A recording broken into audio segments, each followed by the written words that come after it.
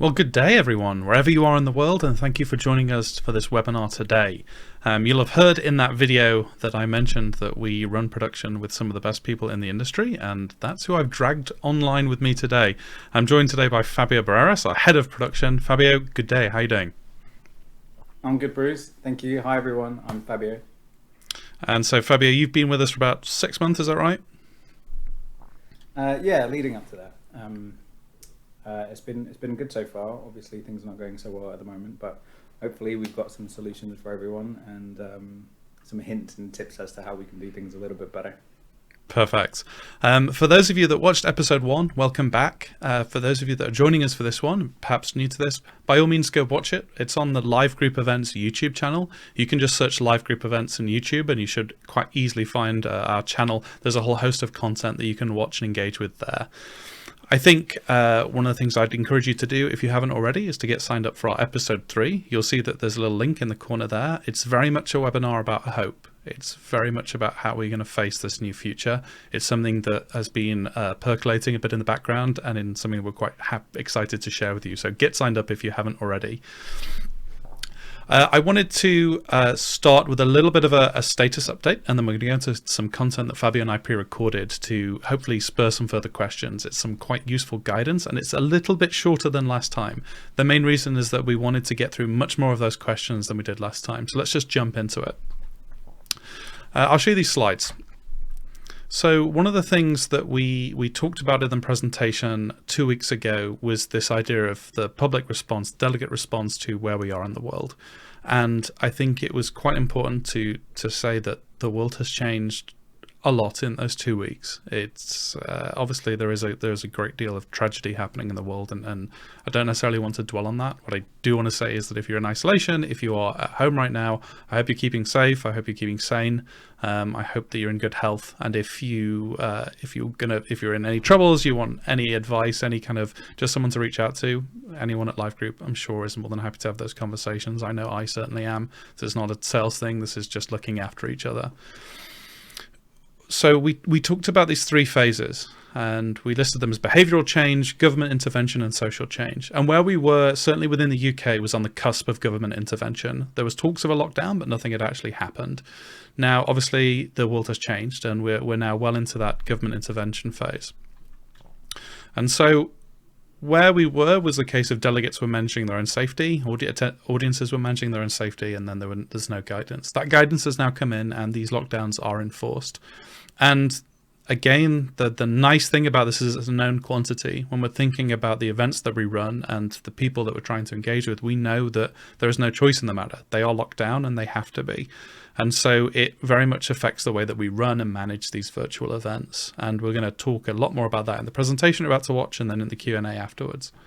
However, one of the things that I've been really happy to see from the industry and from the clients and the conversations that I'm having is that people are looking to this social change aspect, which will be this third and final phase. Once this horrible pandemic is behind us, behaviors will change. This has never happened before in human history.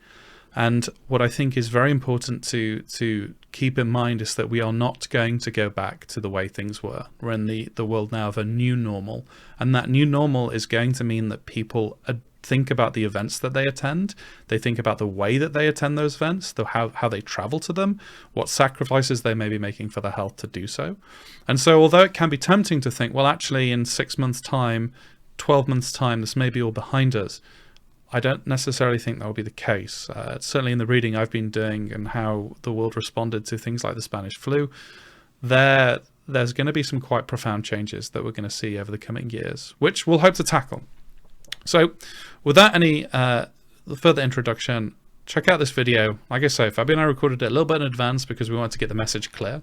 Didn't want to necessarily do it live.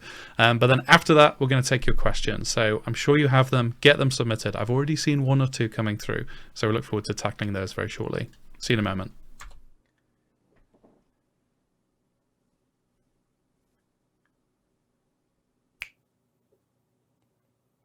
Okay. Let's talk about everything that you need to know to run a kick-ass virtual event. We've been doing a lot of thinking. At first, we wanted to come up with some guidance that would apply if you were using Live Group to run your virtual event, but that isn't really the point of this. We want really good virtual events to happen everywhere, no matter who your provider is, your partner, the people that you're working with. It's very important that the industry gets this right, because this will be the future of events for the foreseeable.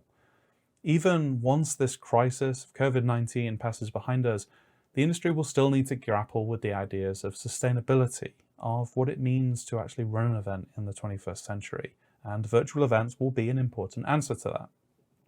So we got together virtually, not in a physical room, social distancing, and we thought about what it takes to really run a kick-ass virtual event. And we decided on 7 things, the 7 pillars of an awesome event experience that happens in the digital domain.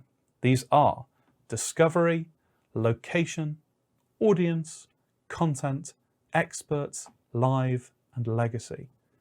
I'm going to take you through each one, although Fabio, our genius production manager, will actually address the aspects of talking to experts and how to manage a live production experience. I'll handle the rest. So let's start with discovery. And this is quite a tricky one to broach with a lot of clients, primarily because they'll have run a physical event for a long period of time. Maybe it's something that's happened over a number of years. They're very attached to it. And certainly the mindset I'm seeing quite a lot is, oh, this was my physical event, this was how it was run. It's not like that anymore, and isn't that a shame? And that's one way of addressing it, but it's not a very positive, proactive way of taking this forward. What we need to get clients to think about is not that this was their event, but actually this is now the possibility in a digital space. There's a type of thinking called first principles thinking. If you're the kind of person that follows someone like Elon Musk, it'll be something that you've heard about before. But first principles thinking is essentially to take a given situation and challenge every single assumption about it. And so with discovery, what you need to ask yourself is why you do every part of your event. What is the objectives and purpose behind it? Once you have those answers, you can think about different solutions in the digital world. Networking is a really classic example of this. People typically put a networking break in because it's a gap filler. That, well, okay, people are grabbing coffee and then they can get a network after that. Well, is that really a great reason to run something? Perhaps your actual objective is that we want people of like-minded interests to talk about the event together. And as soon as you think about that, well, then there's a different digital approach that can happen as part of a community. That's more important.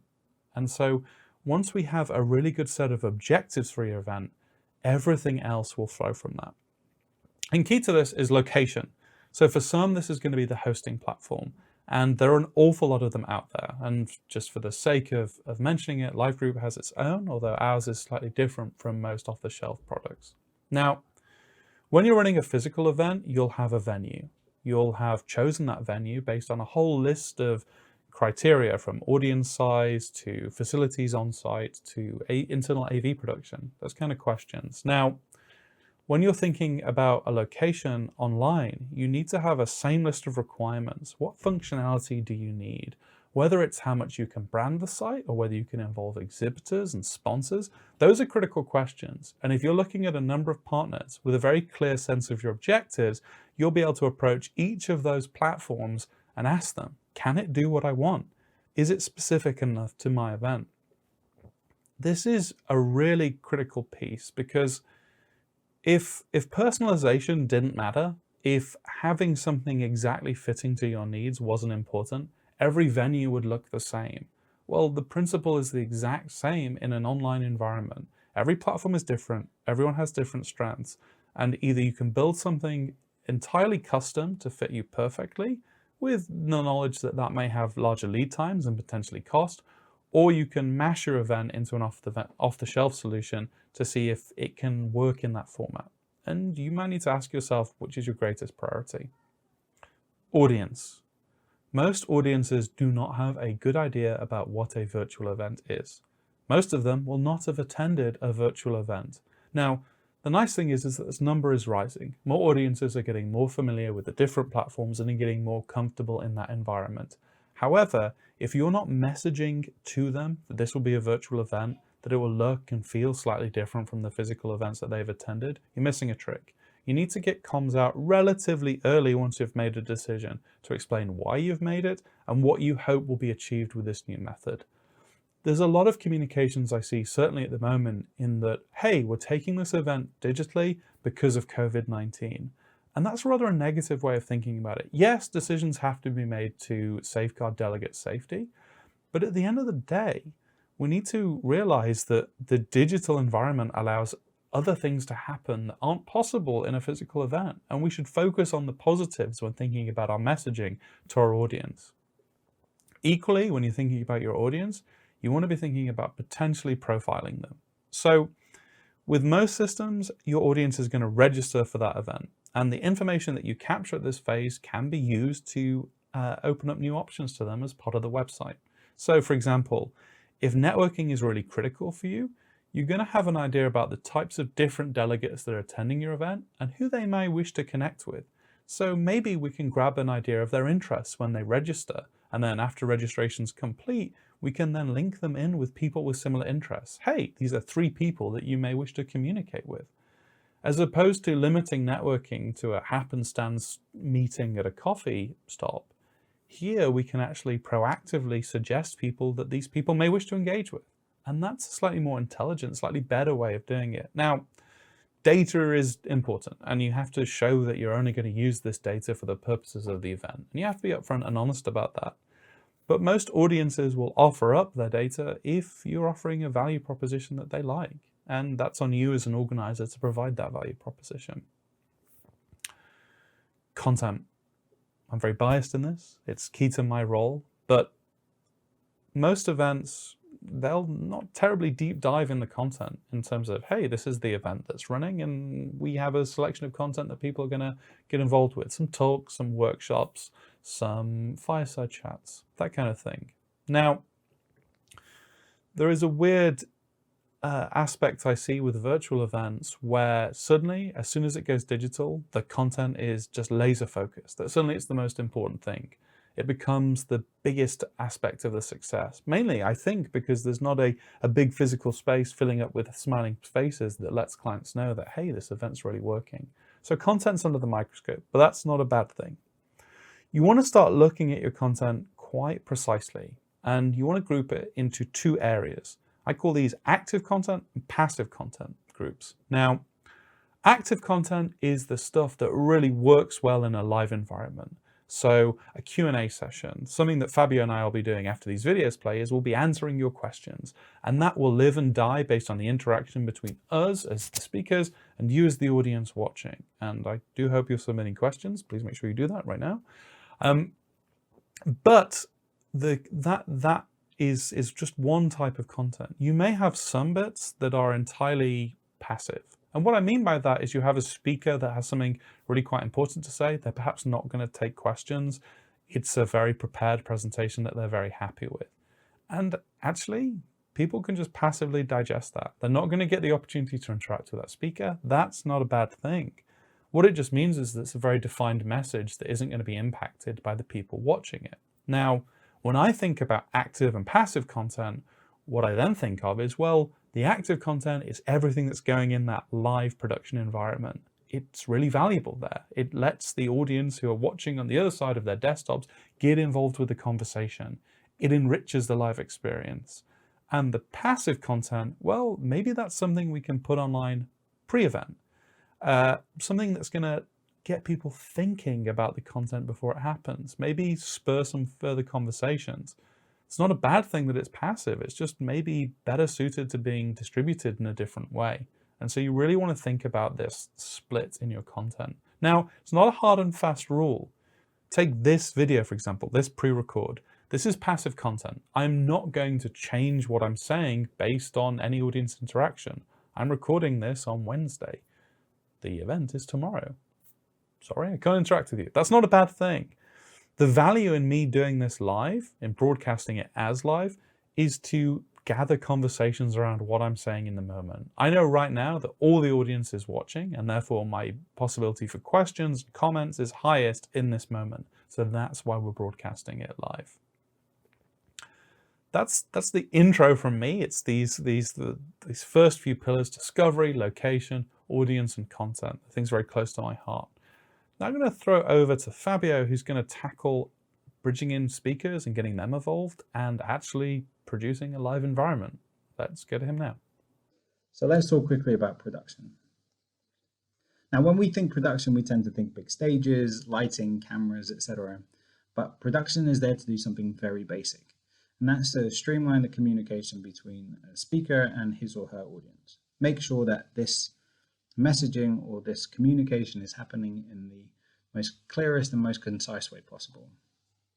Now, when we move things to a virtual space, because so many things are changing, you can probably argue that we also need to reassess the way that we're communicating with our audience. But I would argue that we probably need to follow some of the basic guidelines that help us when we're planning for a physical show. Now, as an example, let's say we've already set out a whole bunch of objectives for our show, and we've already got a look and feel and a brand, and we've branded up the whole of the venue and it looks beautiful. It's probable that your production team has already designed a set and stage that not only looks impressive, but acts as a platform for your speakers to communicate with their audience. Now, sets and stages and these big impactful pieces are not only there to be impressive and look cool, they're there as physical platforms for your message. And it's essential that these are done well, and we do this well, especially in a virtual environment where that intimate sort of relationship between your audience and your speaker just isn't there. And it's impossible to replicate this in a virtual environment. So we need to be flexible with our environment and adjust to our space. Bruce can probably go into how the technology works and how we can do this with green screens, etc. But I'm going to do this at a very basic level in this space. Hello, ladies and gents, and welcome to a slightly different version of my living room. We're not a million miles away from where we were before. We were on a dining table and now we're on the sofa. But things are a little bit different on this side of the room. We've introduced some microphones, we've got some lighting in the room now, and also we've got this lovely camera, which should mean that I'm the only thing in focus and I can better communicate my message to you as my audience. So we've done this because we want to set the stage for your message and streamline the communication between your speaker and your audience. So we do this by introducing small steps. We add in some audio, we change the surroundings around us to try and emphasize that message and get away from those things that aren't necessarily noticeable until they're noticeable. So how many times have you seen a speaker that's looking away from the camera and presenting to either themselves or their presentation? It's annoying. It doesn't get in the way of the message that they're trying to convey, but it doesn't necessarily help. Now, this isn't a one-size-fits-all solution, and this might not work for the message that you've got, but it definitely works for this one. And it shows that you don't necessarily need a big set and stage to capture people's attention. But capturing people's attention is super important.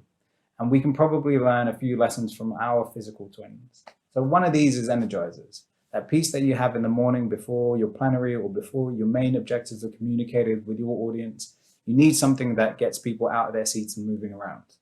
So there is a way of doing this in the virtual world, but I'll give you an example of a physical one and then how we can change that up.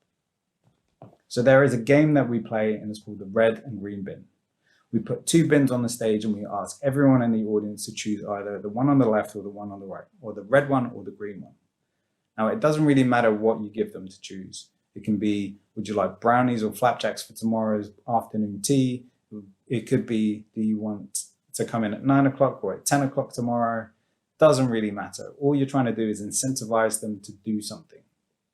So you ask them to grab these balls. Stress balls are quite good, and they throw these balls into the bin that they choose. Now, it's something that's a little bit unexpected. Something funny is probably going to come out of it, but what's definitely come out of it is they're going to be a little bit more engaged because they're not necessarily expecting to do this stuff. Now, we're not going to be asking people to throw balls at their screens, but what we are going to be asking them to do is get up out of their seats, run around in their house and potentially find either a red piece of clothing or a green piece of clothing, take a picture or a selfie of themselves, and either send it into a hashtag or use the event app to try and get some content into your speakers or your MCs, your moderators, to either use live or later on in the show. You never know, you might get some cool content. Someone might take a picture of their dog dressed up as Santa Claus. Who knows? So you've probably laid out your agenda in such a way that your most important communication pieces are happening early in the morning. People are going to be feeling tired, or maybe your messages are happening just after lunch when someone's feeling a little bit lethargic after eating a big meal. So you want to make sure that you've got an active mind to work with, and these messages are getting through and staying in there. So you've probably got some questions around about content and when we get people to say certain things. But it's important to remember the basics. What it is that we're trying to say, what it is that we want people to learn, what do we want them to take away from it, how we want them to use all of that information, and what do we want people to feel. And that's pretty much it. It's all pretty basic, and it's all about trying to get the message to your audience in the clearest and cleanest way possible. So Bruce, just before this, asked me what my big production no-nos are. And I guess what makes me cringe the most is seeing people not preparing to fail. What do you do if your speaker decides not to turn up? What do you do if they can't connect? What do you do if your moderator decides to go AWOL? Or what do you do if someone decides to hack your system? You shouldn't necessarily focus on what you're doing to fix all of these, but more what people are seeing. So do you have an alternative way of connecting to your conference? Do you have a holding slide that you can put up to tell people that you're having technical issues? Or do you have some alternative content that you can just throw up in case your speaker decides not to turn up at all? So you should try and put yourself in the shoes of your viewers and at least try and safeguard them so that you don't look silly and nobody else does either. I guess the rule is that if it can happen, it will happen, and at some point it will happen to you. So if stuff does hit the fan, it should be all right because we've got another one. Now, hopefully this is all good information for you and you can go on and do some kick-ass virtual events. But if you've got any questions, let us know in the Q&A afterwards. Bruce, over to you. And we're back. Last thing, legacy. What are you going to do after the virtual event has concluded? If it's your typical virtual event, you'll have a whole host of recordings that you're eager to get published. And it's important that you do that. I've seen some advice about staggering content releases. A lot of content is produced with immediate time frame, and therefore the quicker you can get it online after the event is concluded, the better. It's also going to help people create a further conversation around what happened on the live day. Now, if your platform allows for it, you should let people comment on that content. Maybe share some further thoughts, some great insights. This also helps with networking. Again, to go back to the event example, if I just happenstance get to talking to someone over coffee, great, that's a networking opportunity. It's an entirely different environment in a website where I can see they've made a comment that I find quite insightful on a content piece I like. As long as I can go into that person's profile and connect with them, I can still have meaningful conversations. That's awesome. That's a great way to connect. So your legacy can actually extend the life of your event in a very meaningful way. The other, perhaps more critical thing is data. You'll have gathered a whole host of data from this event, and how you use it will determine the success of future events. Now, when we talked at the very top about the discovery phase, one thing that was quite critical was this idea of your objectives. And you should twin that with, how do I measure those objectives? What does success look like for me? The risk is, if you don't do that in advance, that after the event, you'll have generated so much data that it's easy to look at a few select data points and say your event was a success. It's a nice, easy thing to do. You can paint the target around where the arrow has landed. You shouldn't do that. You should have faith in your approach and tie everything into your objectives. And therefore, your data should be reflective on those objectives. If how long people viewed the webinar was a very important thing for you, well, then make that a key metric and track it relentlessly. But then use it to inform future events. Hey, people didn't tune in, they didn't watch the whole way through. Well, then how can we change the content program to make things better in the future? Okay, those are our 7 pillars. Everything you need to run a kick-ass event in terms of how you need to guide your thinking. Now, this is an hour-long webinar. We can't necessarily cover these in the greatest of details. However, please, I'm sure you have questions about them. Get them submitted. We're going to throw back to live right now and get them answered. Well, welcome back, everyone. I hope you found that interesting. I've already seen some of your questions that have been filtering through to the system. So thank you for submitting those. I think I'll just address 2 of the very quick ones that have come in first, which is episode of On available as a recording, and will this webcast be available later? The answer to both of those is yes. We will be sending for episode 1. Check our YouTube, it's on there, and then the recording for this will be available as soon as we can make it live on our YouTube page. It's usually the next day, but if you've signed up for this webinar, you'll get an email anyway. Do not worry. So, Fabio, the meat of the questions. There's quite a good number that have come through for you. I'll start with this first one, which is very much on a production bias, which says, I'm stuck at home right now. What's my must-have equipment for being on camera? Well, I guess we can sort of try and replicate what we've done here, but I guess the basics, you probably need a slightly better microphone, you probably need a slightly better camera. I've got a couple here actually that I was going to use for this one, but we've got this one which is, it's already got some lighting into it. It's not too expensive and it works quite well. USB straight in, same with the microphone, but along with these two, you probably need a pretty good internet connection too. So making sure that you've got all of those three. You've got a nice place in your house where you can control the lighting a little bit, and you can make sure that it's going to be quiet, and making sure that you've got those basics are probably the most important ones. And then there's something about the actual environment that you're in. So, hey, if you know you're going to be either in a call or certainly taking part in a live webinar, what are the things that you should be telling the people around you, where you live in your own home? So you need to try and prepare for the worst. So you're probably going to be getting deliveries. You know that your neighbors are probably going to be making some noise, and the other people that you're going to be living are going to be making tea and everything else. So trying to make sure that you've got signs outside your door saying, please do not ring whatever door you're at, or telling your neighbors between this time I'm going to be on a call or something, so please try and not knock on my door or have an argument or drill into the wall. And also telling the people in your house to try and keep it down a little bit probably helps. But depending on where you live, I guess those are going to be slightly different every time. And all of that's going to impact on your internet connection. So that there's obviously the case that if your house is packed right now because you have a family and everyone's isolated, there's a high chance that if you're in the morning, afternoon, that internet line is going to be quite heavily packed with Netflix streaming and YouTube watching and all those things. And that bandwidth is quite important for a remote connect into a virtual event. The nice thing is that a lot of that Netflix streaming is what's called downstream. It's what you're downloading, whereas your send is typically an upload. But those are a little bit linked, and if you bottleneck one, it can have some kind of effect. So if it's about talking to your family, talking about the people you share a house with, saying, hey, I'm doing this for a period of time, if you can just lay off the high bandwidth usage. Or just find your local friendly sys network admin and have them just dedicate you some network on your home router, which is probably a little bit more tricky, but hey, I don't know who your friends are. Platform question. What platforms do you use to run your virtual events? So from a live group perspective, I can certainly tackle this.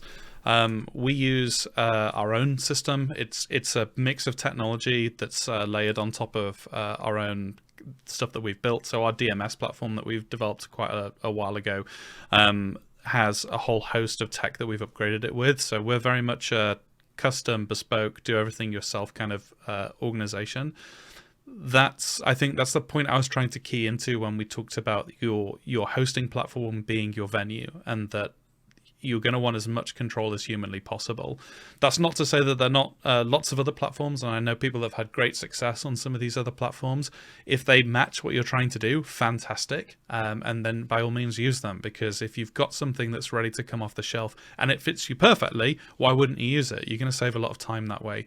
For most clients that I work with, though, that's not the case, and they have some quite specific requirements. This is the really good question about kind of, I think, Fabio, the situation we find ourselves in.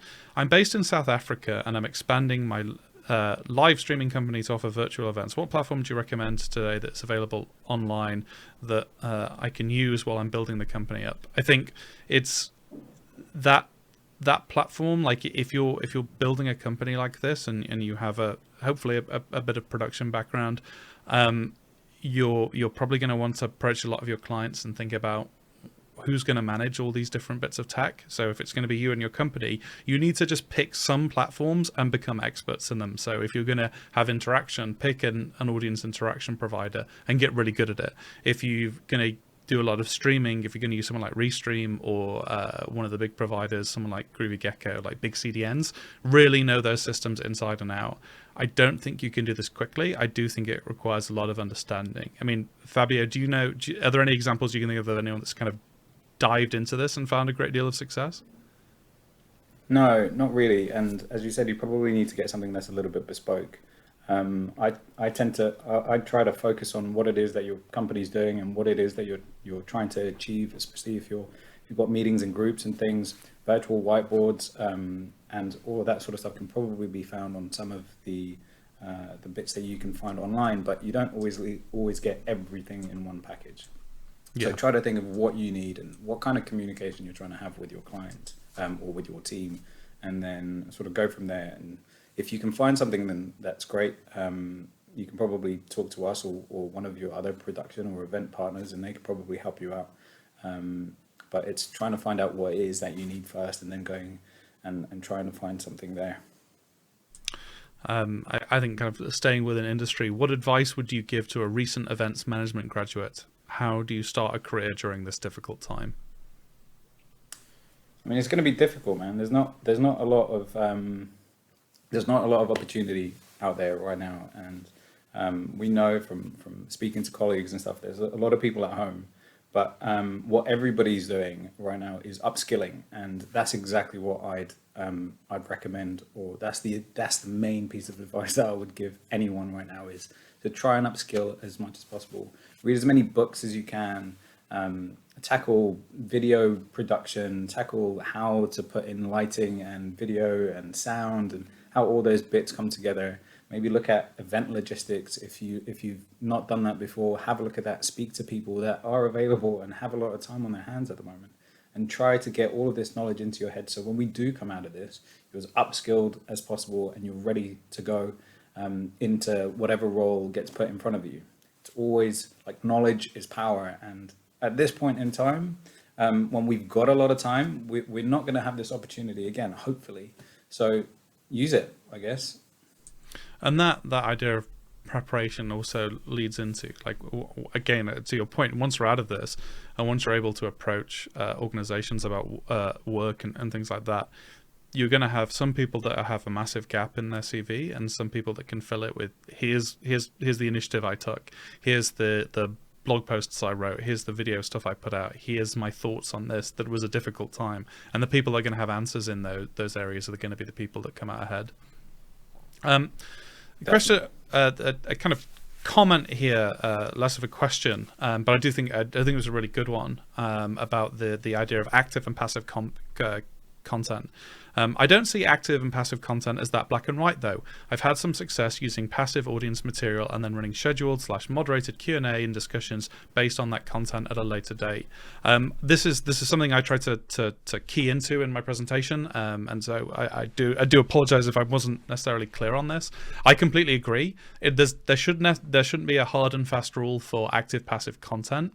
However, the question that you should be asking, which this questioner clearly does, is what is the value in running it live? So, hey, I have this passive material which doesn't necessarily spur many questions in the moment, but I'm going to share it in advance. I'm going to get people thinking about it, and then we're going to run some live Q&A. So you're actually considering how they twin in order to run the best possible live experience, which is absolutely key, and that's a very good point.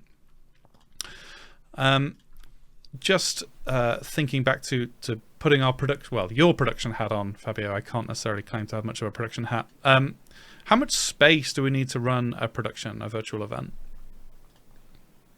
It depends how many people are on camera, I guess. But if you're taking this sort of scenario as an example, not that much. I know that you've got a green screen set up at home. Our CEO's got the same. And really, you don't need a lot of space for that. As long as your camera's in focus and you've got something green behind you, you're looking at about 2 meters square, at a minimum, maybe a little bit shorter. But for something like this, where I've got a few things in focus, i.e. me, and a few things out of focus behind me, for the lens that I'm using on the camera and the lighting that I've got in the room, I need a certain distance between me and the camera, and then I need a certain distance behind me. That certain distance behind me is almost a little bit more important than this one between the lens and me, but generally you need quite a little bit more space. And then if you start expanding with more people that you're presenting with, then the more space you need. So depending on what setup you go with, it's a slightly different scenario. And there's a few other kind of considerations there, because as the the space increases, it affects audio. You've got things like reverb and all those other nasty things that can affect that audio quality. So the setup I'm in here, as Fabio mentioned, I'm about 2 meters square. I have some audio baffling, which is like nice little foam bricks, which help with my audio quality. And I'm using a microphone that doesn't pick up everything in the room. And so those go together to actually allow for a better audio experience. Got a question here, which I really like, all about working with speakers. How do you work with speakers to make sure they are able to adapt their presentation for a virtual audience? Fabio, I don't know whether you want to take it from a production standpoint and how we hook in with them, and then I can tackle it from a content perspective. How do we work with speakers? I mean, speakers, from my experience, generally when we're working with virtual events, they're very used to having virtual events as a bolt-on to a physical one. So when you change that scenario, so they're in a room and they're talking to people that are physically in front of them. They're not really thinking about the cameras that are in the room. But when you change that and you don't have an audience that you're speaking to, you almost have well, you definitely have to speak into a camera, which is not that easy, I can tell you, because I'm doing it. But it becomes a whole different setup, and you need a slightly different skill set. And it does take practice, and from a production point of view, the more aids you can put in front of people, the better your outcomes will be. I think one of the things I always think that is often overlooked in terms of content planning and getting all of this right is the magic that is calmness. So much of what I do with speakers on the day of a live event is just talking to them in a way that reinforces their confidence and lets them know that, hey, everything's going to be fine. It's very easy for speakers to get in their own head and think that the entire audience at the other end is watching and thinking, oh, this is nonsense. I don't like what this person's talking about, because they're getting no feedback. And also, most speakers I know are their own harshest critics. They like to think they're doing horribly all the time, usually because they have a bit of a perfectionist streak. And you're then putting them in an environment where there's a lot more technological layers that they have to consider, and their immediate reaction is often, I'm just going to be quite fearful of this. So one of the things I make sure I do on the day of the event is to really get them calm. So we did an event earlier this week where we had some live Q&As and a mix of pre-recorded content. And while that pre-recorded content was playing out, I was just making sure I was speaking to them all, making sure they were happy, letting them know what was happening, that there was no kind of sudden questions in a given moment. And that calmness then helps them present their best possible presentation. Obviously, there's also a layer about just sitting with speakers and going back to the idea of first principles thinking. What is it that you're trying to do to this audience? What is it that you want them to remember? What is the next step that you want them to take after listening to your talk? And then often you don't necessarily need to rebuild a presentation, but you just might shorten it. You might cut certain bits out. If they're going to have more interactive elements, which is something I think is quite critical, how do we add natural pauses to allow for that? So there's a whole content layer that we can be looking at in terms of getting this right. There's a question about production basics to external presenters, and so I think, Fabio, this is very much a question born of the current reality, where we've got speakers all over the country, and we can't and shouldn't send out physical crews to go film them. How are we addressing this? So something that we're doing at the moment, at least, is we're creating packs effectively, where we've got a high-powered laptop. We've got an external sound card, we've got an external video capture unit, we've got these cameras and these microphones that we're sending out that people can just sort of plug in. We'd send everything out in a box, sealed and cleaned, and it just gets delivered outside of whoever's door. They would set that up in their house, we would remote into the machine and then just talk through every sort of connection point, make sure that they've got a hardwired connection using the cable that we'd send. We'd make sure that they're in the right place in the house. We go through how they can best speak to the people in the house and make sure that nothing comes in and gets in the way. No kids walk in sort of playing with toys, or and that's the way that we do it. We send out packs, and if we need to then change those packs a little bit depending on who we're sending them to, we can also do that quite easily. I think it's also there's a case of just having confidence in content to a little bit of a degree. Like there may be a speaker who, for whatever reason, cannot and should not receive equipment. I'm thinking of someone in perhaps the vulnerable groups that government have identified, for whom obviously you might want to send equipment out to them, but it has to all be done with correct precautions. And they may quite understandably say, hey, no, I don't want to engage with this. I don't want to risk my health in any way, shape or form. Nothing can come in. And in which case, often we have to work with what's available. Even if it's a case of bridging into a smartphone to capture them, it's possible. It's not the highest quality, but it gets their picture and audio out in a way. And sometimes something is better than nothing. There's a few questions on pricing, delegates' expectations, and then into sponsorship. And I know these are big questions on a lot of people's mind. And so I'm going to just go a little bit into that will hopefully answer a few range of thoughts and queries in this space. And then Fabio, I'll throw to you in terms of your view on getting the production right for this kind of stuff. So first question here is, how do you think delegates' expectations about pricing will evolve? For example, will they be prepared to pay the same as for a physical event? So one of the questions that's not necessarily asked in industry an awful lot when you're looking at pricing for delegates is, what is the value of our content?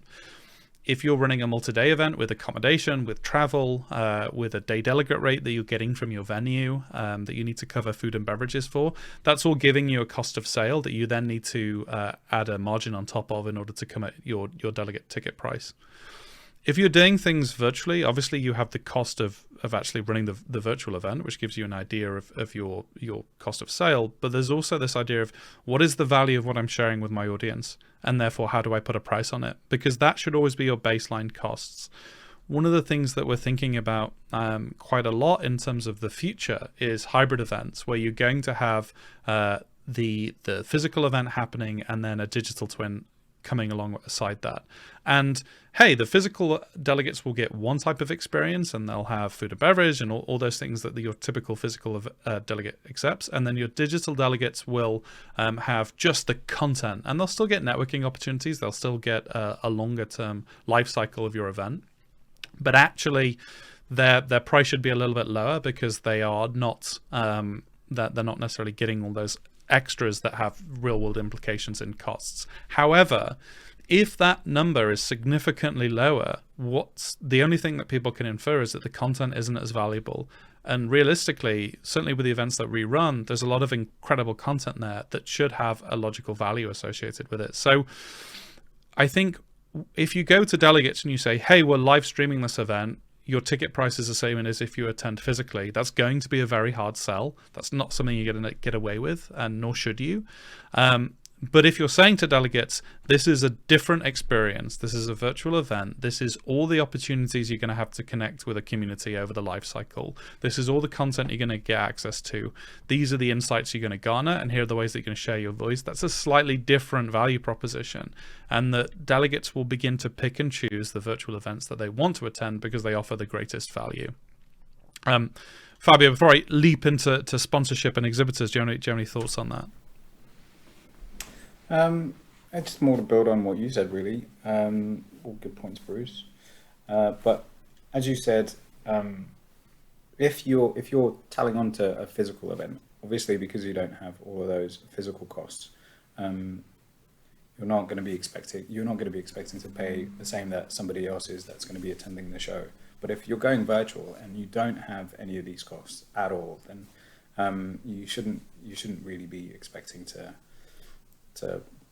pay for what the show would cost if it was in a massive venue with lots of set staging, which is very, very expensive. So as your costs come down, then they should be reflected for the people that are coming in and watching the show. Yeah. So then to leap into the sponsorship question, that there's a few questions around that. Some like, hey, I want to offer sponsors a good opportunity to showcase themselves, or my event is paid for by exhibitors. What can you be doing in this space? I think the first thing I'll be thinking about in terms of sponsors and exhibitors is going back to that first principles thinking again.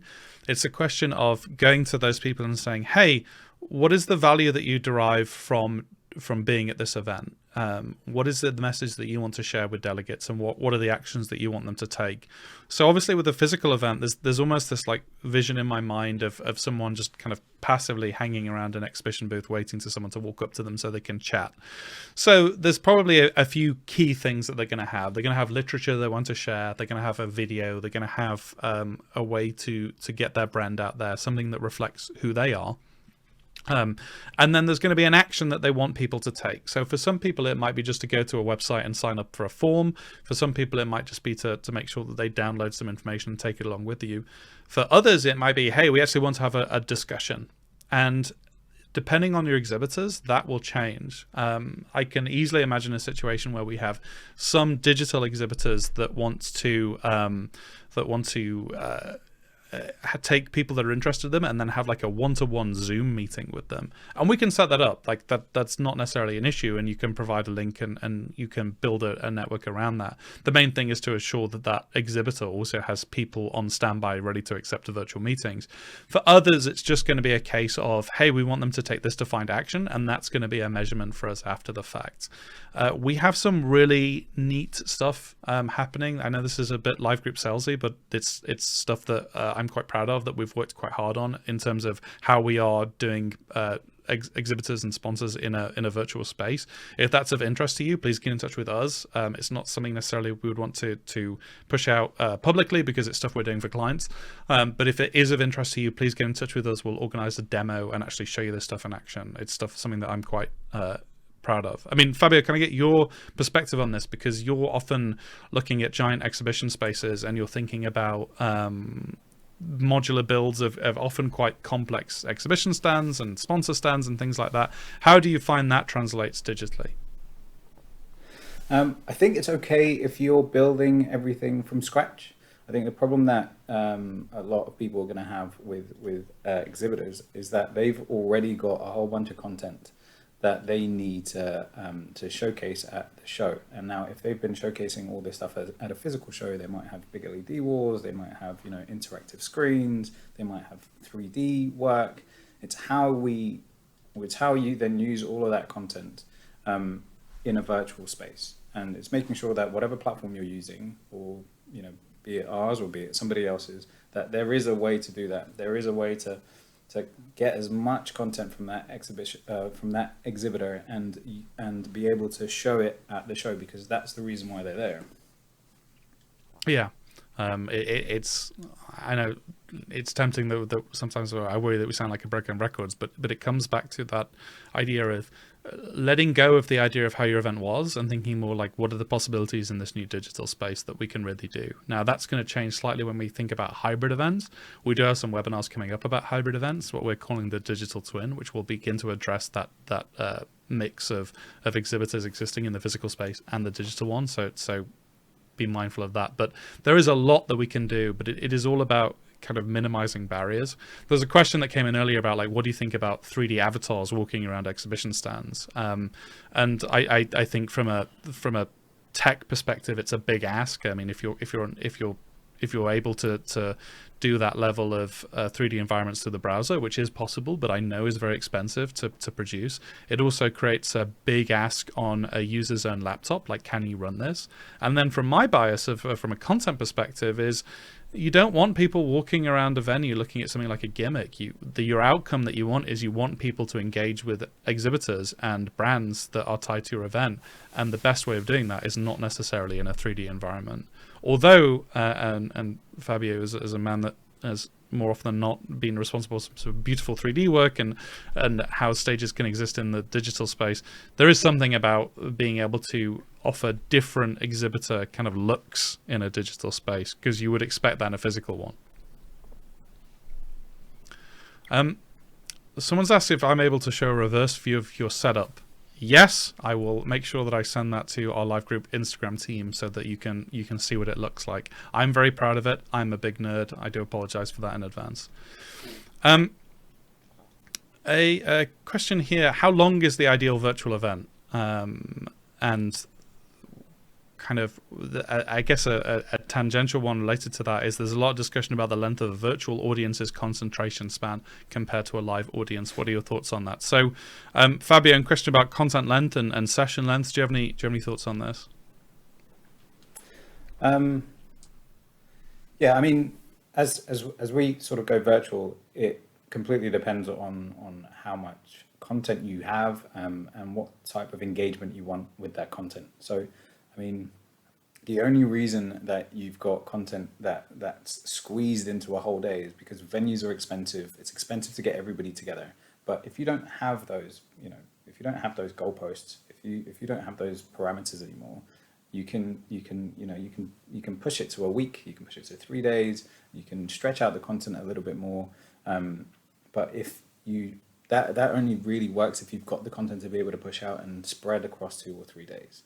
And it really depends on whether you can get the conversations going, whether it's engaging enough, et cetera, et cetera. But there isn't really, especially with virtual events, there's definitely something for physical, but virtual events, it's all dictated by your content and your assets, what you want to say.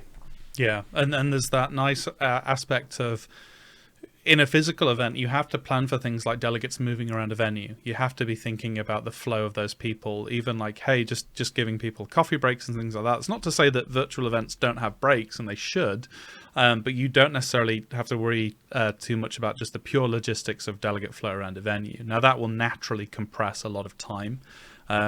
The question will always be, what is the content that we need to get out there? What are the interactions we want to have with our audience? And do we want them in a condensed time, or do we want them in a spread out time? I will say that on an idea of like session length and things like that, and like the concentration spans of audiences, I've been looking into it from a research perspective. I have a great deal of data from our webinars that we run for our clients. And I keep seeing this number thrown around, which is like 40 minutes. And I've personally not seen the data supporting that. What I've seen is actually all concentration levels all over the place, running 2 to 3 hour, very condensed, very interactive webinars where people are watching for that time. So be wary of anyone that gives you hard and fast rules for it. Yes, if you have an unengaging speaker who has quite a long droning presentation, there's going to be limits on how much your audience will want to listen to that. But if you're developing for the digital environment, a lot can be done in a punchy amount of time. So please do try and bear that in mind. I work in the business team for a political party. What advice would you give us to use online webinar platforms efficiently in order to generate creative content to keep our stakeholders engaged? This is a really good question. I think first and foremost, you want to be thinking about who are your experts. You're going to be an organization with a voice to share, and there's going to be a degree of desire from your audiences on what the kind of things that they want you to be putting your voice to. Get a sense of that. The first thing is probably to get them to get some comms out there and say, hey, we're going to be running a webinar series. We're going to be tackling all kinds of topics. Here are a range of them. What would you like to see us tackle first? Let them give you an idea of what they want to know, and then start addressing your internal experts in terms of who are the best hosts to run those. How can they bring those topics alive, and are we talking and having a two-way dialogue? I think as well with that audience, you want to set out from the first webinar an assumption on how those productions will be, whether it'll be a bit more of an intimate, rough and ready production or a very streamlined, professionally produced one. Because actually what you'll find is, much like your organization will probably have copywriting guidelines, you will also have a production guideline. You will also have the ideas of, here's how we look in the digital space, and you don't want to be all over the place with that. So consistency is quite key in that regard. Fabio, how do you work with people who are tech shy and also afraid of being on camera? Oh, that's difficult. I guess communication, as you said before, Bruce, it was a really good point. Talking to them often and regularly, and trying to convey some sort of calmness, and telling people how things work. When somebody knows how something works and how you're doing all of it, they tend to calm down. I guess it's allaying any fears of the unknown is quite important when talking to people that don't necessarily know how any of this stuff works. But if you explain it very basically, then that sort of helps allay those fears a little bit, and helps people engage with the tech a little bit better. So if you tell them why they need to do it, then they tend to sort of follow that quite easily. So I guess communication is super key. Yeah, and I think one of the things I always try and bear in mind, certainly when I'm dealing with a client who has a speaker that they feel is terrified of being on camera, is one, often that not as terrified as they're made out to be, but also one of the nice things about doing things digitally is that actually if you can talk to a camera just in your own time, there's no real difference between talking to that camera entirely alone on your own in your room and talking to a camera that's connected to 1,000 people watching online. The principle is the same. There's not a digital audience that suddenly rushes into the room and makes people feel nervous. It's just the fact that you're broadcasting as opposed to it just being there. So once they begin to get their heads around that, they begin to see that, oh, it's not so bad. And I know a lot of people like to talk themselves down, like, oh, I'm a Luddite with technology. I don't get this X, Y, and Z. I mean, people are still intelligent. Speakers still know what they're doing. And actually, if you just explain to them how it works, and yeah, maybe you need to explain it in a very simple format, as long as they can understand the process and get excited about it, well, then you begin to alleviate those fears. And for some speakers, it does take time. But if their content's worth getting, well, then that time is something that we're happy to spend. Most important question of the day, which is actually not a question, it's a comment, which is just nice bike, Fabio. I didn't want to let that go without addressing it, Fabio. Hold on, I'll get you a full shot of you. Look at that beautiful bike. I've seen it in person. It's very, very nice. I won't be seeing it in person for for a while we're still in isolation. We hope not, Bruce. Yeah, a few insider baseball questions out of curiosity. Are you using a producer to do the switching / VT playback? No, this is me doing that right now. That's why I've kind of occasionally glanced to the side. I'm not going to lie to you. Sure. There are people that we work with who can do this, but with things as hectic as they are, with a lot of people busy, we just wanted to get this content out there. But thank you for the probing question. What's the difference between a webcast and a virtual event? Really good question. One that I think is quite important, and certainly there's been all kinds of different terms out there. So webcast, webinar, live stream, virtual event. For me, a webcast webinar is going to be something relatively short, an hour, so thereabouts. It's going to be quite focused on a single topic, and it's going to involve one or two experts and a lot of audience interaction. A virtual event is going to be something that stretches over weeks. It involves a pre-event community. It involves an exciting live event experience, and then it involves post-event content. What do you think, Fabio? Is that roughly the same for you? Yeah, definitely. I think with a virtual event, you're trying to replicate everything that you have in an event. So exhibition, people talking to each other, socializing. I mean, it's difficult, but it can definitely be done. Talking about a product, getting conversation going, making changes, doing all of this sort of stuff. So it's not so one way as a webcast is. So a webcast is generally a little bit like a webinar. It's more information going out with a little bit of interaction with an online audience if you've got that even turned on. But an event is everybody interacting together with that content also coming in at the same time. Yeah. Just like a normal event is. We're kind of, I know we're at, wow, that beeping was exactly what I needed to let me know it's 12 o'clock. You planned that very well, Fabio. Welcome, thank you very Bruce. much. What were you saying about if something can go wrong, it will go wrong? Yeah. So a very last question, because I think it's a good one, is if you do pre-recorded content, do you think it's beneficial to say that it is recorded so that any inconsistencies, for example, change of clothes, etc., are allowed for? What are your views on this? Obviously, Fabio, you do a lot of pre-records and records like this. What's your best practice advice? I would always try to pre-record, and it just means that you're mitigating risk the most that you can. It's a lot easier to also speak into a camera. For someone like me, for example, that's not used to speaking into a camera. I'm normally behind a camera, so it's safer to do it this way. And we could have cheated this. I could have just worn the same clothes that I've got on now, replicated the same lighting and the same setup, and we could have just done some fancy switching and turned things over. But I guess so the answer is definitely yes, definitely pre-record if you can do, and it means that your message is definitely going out there as quickly as possible. And then maybe just do some fancy switching in between, go to the live part so you can answer some questions if you need to, and then just go back to those pre-recorded bits. So it just takes a little bit of clever editing and pre-thinking, pre-planning before you do it. Yeah, and I think in terms of messaging it, if my bias is always to be you should be honest to your delegates, and they're not going to attack you for being honest that parts of your event were pre-recorded, as long as you give a reason for that, like hopefully we did. Like we wanted to give some content to stir some questions, and that's why we pre-recorded. It can be done seamlessly. The main thing is that you want to be in a controlled environment. So the ideal would be if you've got a webinar at midday, you're doing those pre-records in the morning, because the chances of anything changes are slight. We did once do it for a client who I shall not name, but we did pre-records a week in advance, which was brilliant. It worked perfectly until one day one of the speakers turned up and had lost their voice.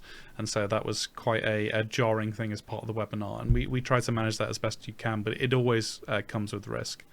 That is time. There are still some questions left. I think maybe we'll sort through these after the fact, and maybe do like we did with the first one, put up a post-event video so people can get all their questions answered. Gemma here has put a really prescient point in, is how we're going to deal with lack of hairdressing if this goes on too long.